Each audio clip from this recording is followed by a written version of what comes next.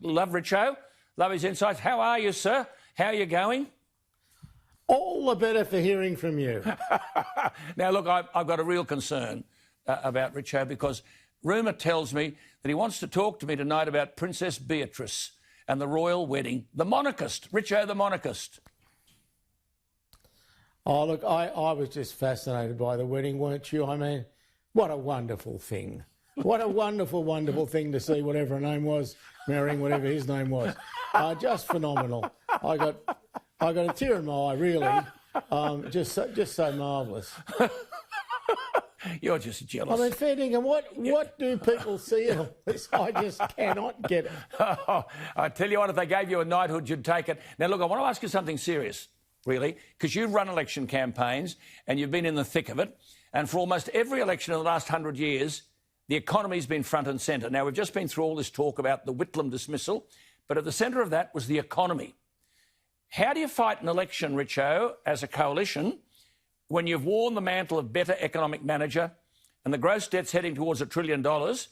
When Kevin Rudd tried to raise the debt ceiling to $75 billion, they laughed at him. How are Labor going to handle this? Are they capable of handling it? Will they be believed? Richo, what do you make of it? Well, I think, Labor's got an uphill job to beat Morrison. There's no doubt about that. And Morrison's got to be a red-hot favourite to win. I mean, he's so hard to beat. As long as the economy just keeps rolling along, the power of prayer obviously works. He's had no international problems, crises to deal with, no great drama. It's all just been smooth downhill running for him. Yes. And he's played that very well. He's one of the best politicians, by the way, I have ever seen. That's a big rap, but I think you're right. He handles a brief. One thing about him, Alan... He handles a brief very well. Oh, brilliantly. But he's so hard to attack. How do you attack the bugger? What do you say about him that's nasty? No, but I mean he's a really good politician and he handles himself well. But you've always said when you were running the whole show, if unemployment is in double figures, you're going to be in trouble. You still hold to that view?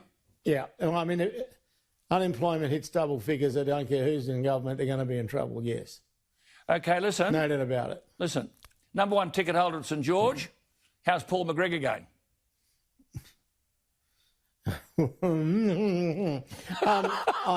I think he's going really, really well, Alan. Really, really well. No, we've won a few games. We're coming good. He's a good person. I'd give the bloke a chance.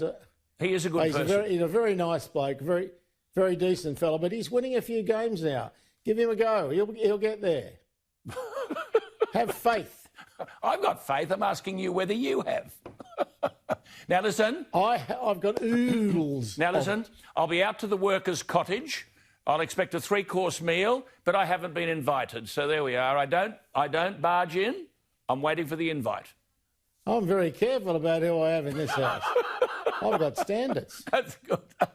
See you next week. You're a good man. There he is, Graham Richardson. Mate. Graham Richardson. Bye-bye.